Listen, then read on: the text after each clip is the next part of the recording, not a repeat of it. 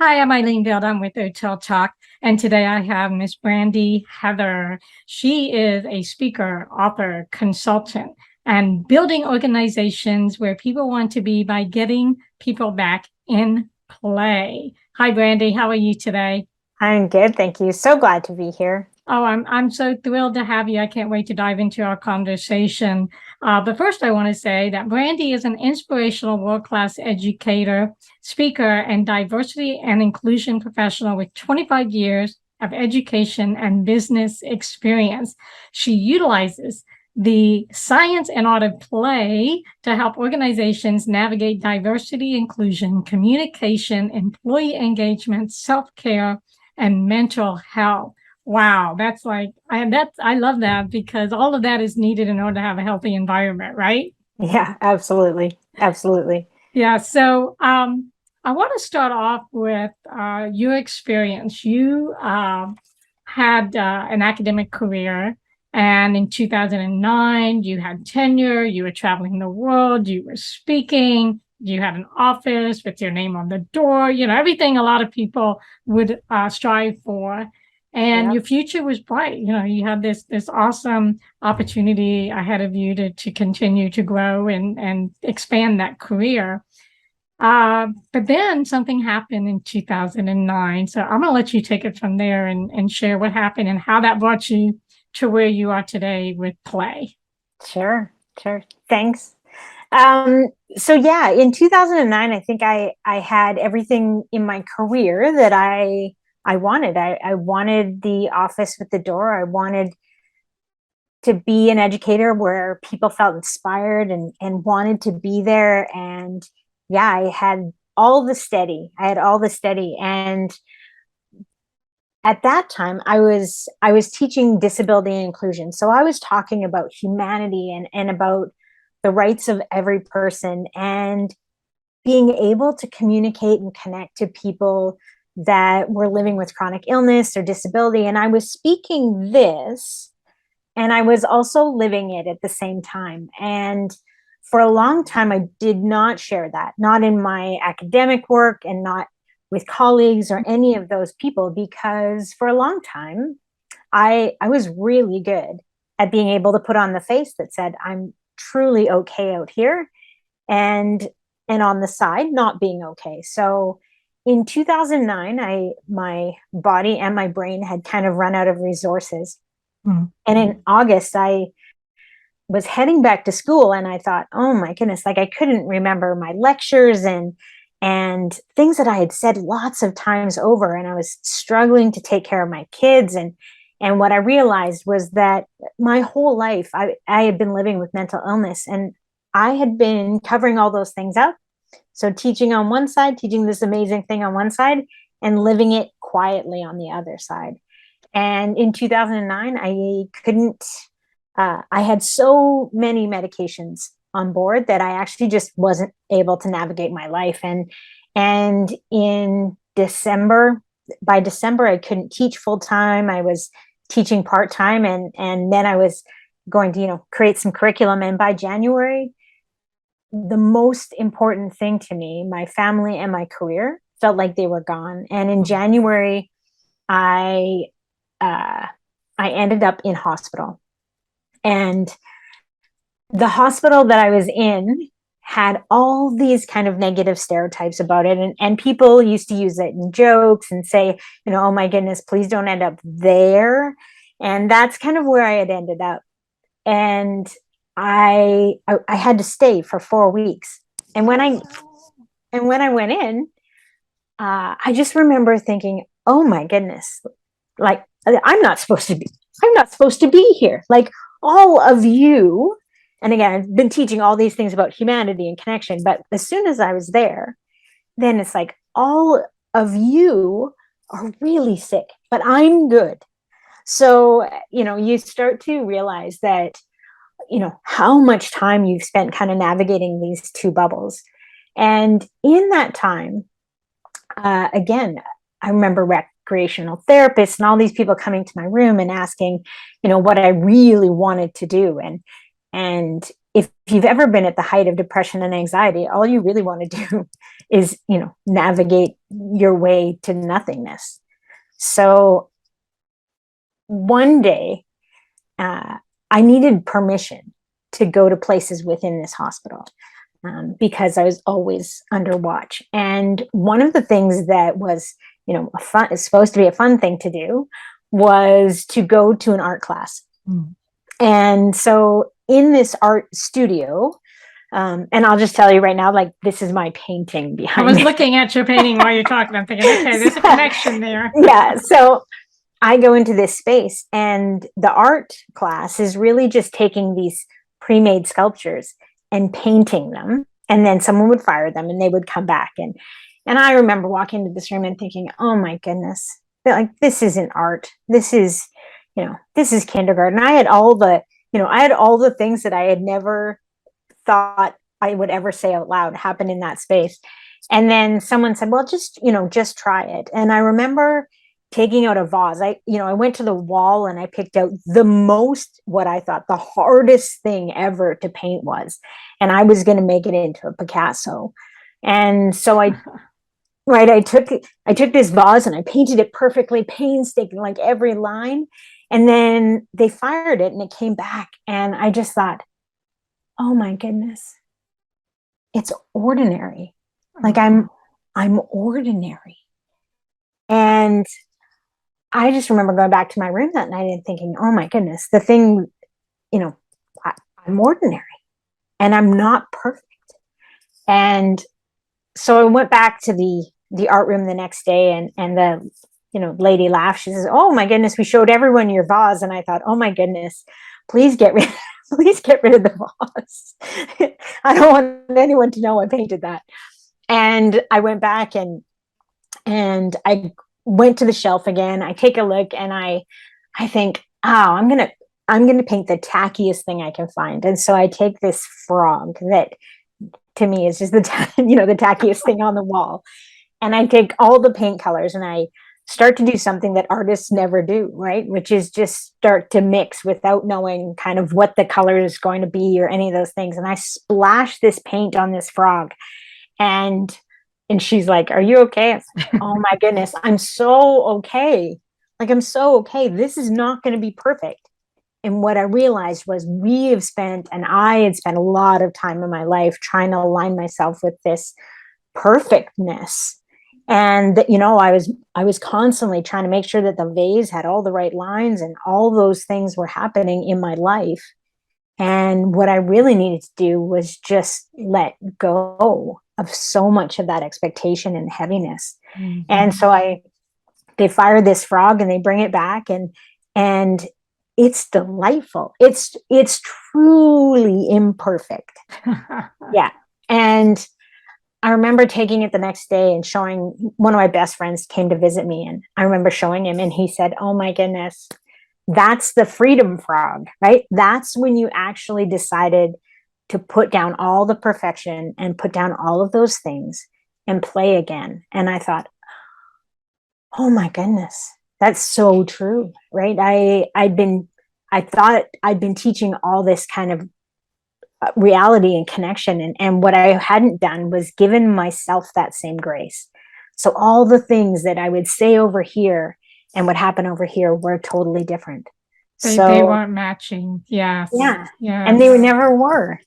So, and you think, so you think that caused the breakdown because you weren't authentically being yourself. You were kind of almost like the imposter syndrome. You were presenting as this professor that's got it all together, but this part of you that's inside was not matching it. And somehow a part of you knew that. And I'm sure there were signs if you look back of, wake up. Yes. And but it didn't happen until this experience in the hospital. So let's move forward then. So you had this aha and you realize we're perfectly imperfect and that's okay. And it led you to not go back. I'm assuming you didn't go back into teaching as a professor, and Actually, I instead, did. oh, No, you did. I did. I went back to teaching as a professor Okay. for 7 years, Oh, but wow. Okay. that it was my teaching was different. Mm. All of a sudden, I was navigating the world absolutely differently, and people and students would say to me, "Oh my goodness, the way you teach makes me feel like whole. Like Oh, I feel wow. so good when I'm here." And someone said to me one day, "You know what it is? It's because when you're teaching, you're in play. Like you are 100% love what you do, and you make me love what you do. And I want that." And so in 2018, I thought, "Oh my goodness, that's what I've done. I've taken play and I've combined it with some of the hardest things we could ever talk about, and I've helped people find this joy again. And I'd helped children and families kind of find their way back to their laughter and their joy. And students were enjoying learning, like really enjoying learning." And that's hard to And do, right? To yeah, to enjoy learning if it's not in that childlike wonder. So it's almost like you come full circle back to what it's like to lay on the grass, look up at the clouds, and pick the shape, or what do you see in the clouds. And I'm assuming that also you're igniting people's imagination and what is that creative part of themselves. And maybe that's what you had lost, is your own inner creativity that was stuck in that perfectionism. And by allowing yourselves to let go and do the painting in the hospital, you reawaken that in yourself. And so when you went back to teaching, you brought all that in. Now you've done the teaching for 7 years. What happened? What was the pivotal so point? yeah, so in 2018, I decided, you know what? It's time for something different. I want a bigger playground, a different playground. And I decided to move from college professor to entrepreneur, which I can tell you is a ginormous Grand Canyon step. And especially for someone who wasn't, schooled in business. But what I knew could happen is that people could really love learning again. And there were so many things in the world of diversity and inclusion and innovation that needed to happen so that people could actually talk to each other again and engage each other again. And I'd navigated that space. I'd been the person who was, on the outside of the conversation, with people whispering in the background, and I had also seen the power of what play could do. Mm-hmm. And so that was my jump. I jump as and as a woman in business, all of a sudden I go from being a woman in academia, which wasn't always as great as that was cracked up to be, because you were always kind of on the outside there too. And yeah, I jump into business, and now what I see is that even in my, I spent a lot of time speaking. I spent a lot of time helping organizations. And most of what I have to do is really get them back to this place where they have permission to play again, and not, throw balls around in circus play, actually have permission to be creative, do risky things like being a college professor and become an entrepreneur, and do risky things like, allowing yourself to have ideas that could fail, but also ideas that could just flourish, right? And I think now one of the things that the world needs more than anything is this ability to come back to a place where we feel confident and courageous and capable. And when we can be more in play, then we find that, and it's contagious when other people watch. And even if you take this example, you watch kids in play, and how easy and how laid back and how many things happen, how many conversations happen. That ease is what we're missing. We're missing those conversations where we risk saying the wrong thing and then actually have a conversation about it again. Or right? Right. Well, it sounds like that you're helping people to feel comfortable in getting out of a space that's kind of in the square in the box, and to give themselves permission to draw outside the box in the creative way, but also in how they communicate with others in conversation, so that it's not so serious. I think we've forgotten as adults to enjoy life. And I know you're about joy as well. And to bring that joy back into learning, into the corporate environment, into the spaces that tend to try to box us in. And I think, we were talking before about authenticity, and women, I think we tend to shy away from taking risk. And it's not always easy to step into the forefront, into the light, in our authentic self, because there is that risk of rejection, or that risk of not being heard, valued, understood. So how have you been able to help yourself and other women to navigate that? I think you're right. Every time that women take a risk, and there's so many levels of that for so many women, right? The risk to do something, to use their voice, to be able to share their creative ideas, to make choices that not everyone would agree with, all of those pieces. So I think part of what I'm helping women do is really take a look at their strengths, like what they have inside them, the things not that they just show to everyone, like a resume.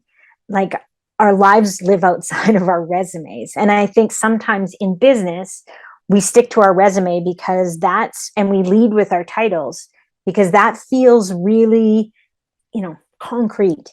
Mm-hmm. But when we actually encourage women to step outside of their resume skills and look at their creative capacity, their ability to connect multiple things all together and be able to make extraordinary change, that part is risky, because we're often seen, in this light of kind of staying still and steady. And actually, I guess my best advice is still and steady is great, but the adventure that's out there when you find out who you really authentically are, and those skills that are not on your resume, the 10,000 skills that you have to share, they're right there, and you have all the permission in the world to use them and find them and practice them. So I was thinking as you were talking, I would love to hear an example of when you go into a company, how you bring play into whatever you do for them to take them to that next level of play. For sure. But one of the things that I do is that I help people navigate from this space of being, very conscious of social expectations and structure, and move them into a place of what would be considered, probably for most people, uncomfortable. And if the title that I'm coming in to help you play doesn't make you uncomfortable, then oftentimes when I come in and you have all these extraordinary expectations about what you think that's going to look like, haven't already kind of boxed me into a corner, then I do things a little bit differently. For example, I put 12 plastic frogs on the table, and I just wait to see how people interact with those things. And some people are reaching out. They want to see what the frogs do, and that's kind of their play. And some people are backing away, and some people, have to leave. They have a permanent coffee date that they're going somewhere else only because I put 12 plastic frogs on a table in a business environment, that those two things feel unconnected to people. Right. And what we actually find out is those 12 plastic frogs are not threatening at all, but all the things that we make up in our head about what they could be and about what they represent actually moves us all into this common space where we can actually laugh and have a conversation about it. We can talk about the ways that we thought about it and how funny that was. And now we create a common ground. So for me, it's not about taking people and, right at that very moment, just making everybody play. It's actually about thinking about the stereotypes and the things that all the assumptions that we make about it, that it doesn't have to be. And so asking people to really go back to the last time that they played, that they did something that was so good that they lost track of time, they put down their cell phones, in that moment, they were just absorbed by how good it felt. And it was their choice. It was totally voluntary. I asked them when the last time that was, and I can't tell you the number of adults who cannot tell me. Right. Right. And that's sad. I mean, right? To me, it's a little sad and unfortunate. However, I would hope that sparks something in them to want to find that space and to do something where time stands still and they have fun. Do people come back and tell you later that they did go off and do something like that? Yeah, it's funny. I often get comments back, through my social and through feedback. People will come back time and time again and send me these notes like, I did it today.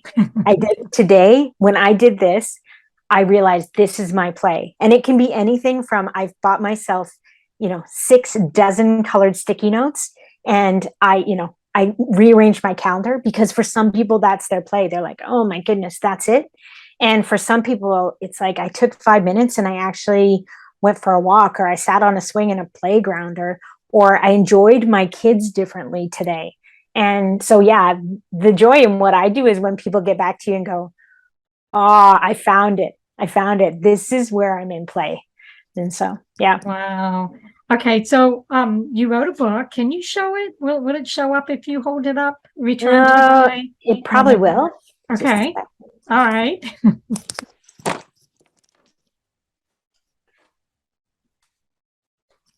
Oh yeah. Sort of. Yeah. I'll put it in the video.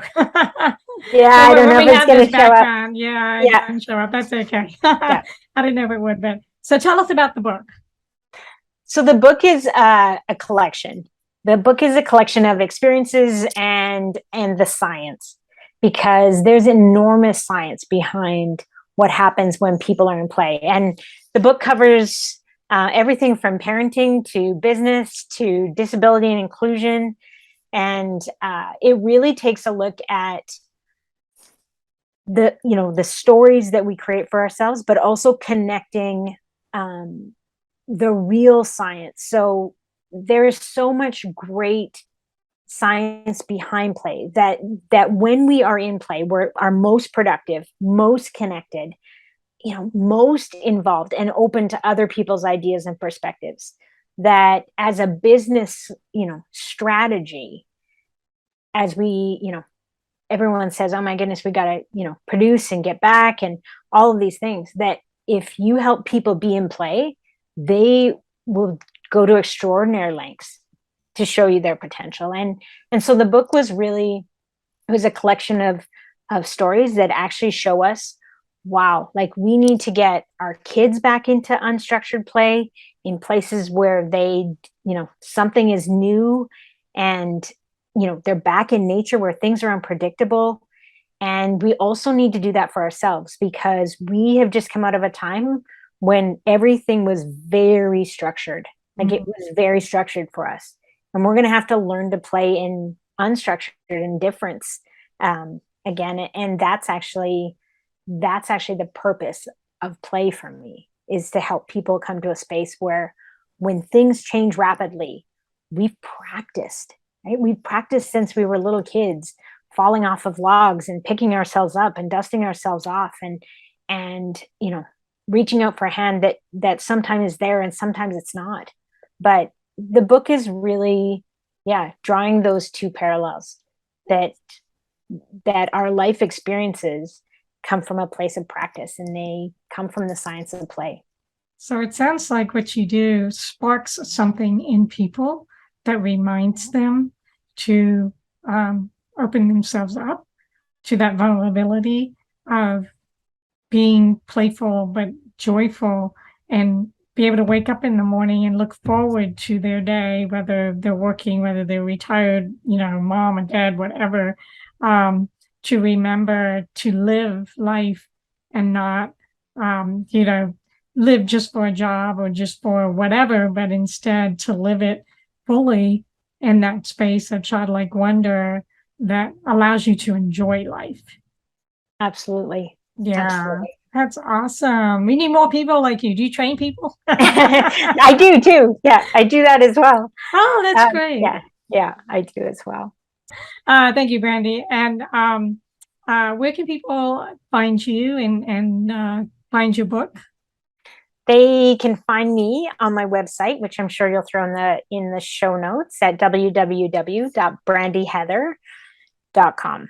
And yeah, you can find me on social. I'm on Facebook and Instagram and Twitter when I can keep up with it, and on LinkedIn. So yeah, I'm in all those spaces and always open for a conversation and connection. Awesome. So reach out to Brandi, because I'm sure she would be a great asset to your organization or your company. And thank you for being here today. And I look forward to the next time. Yes. Thanks so much. Thanks, You're everyone. welcome. Bye.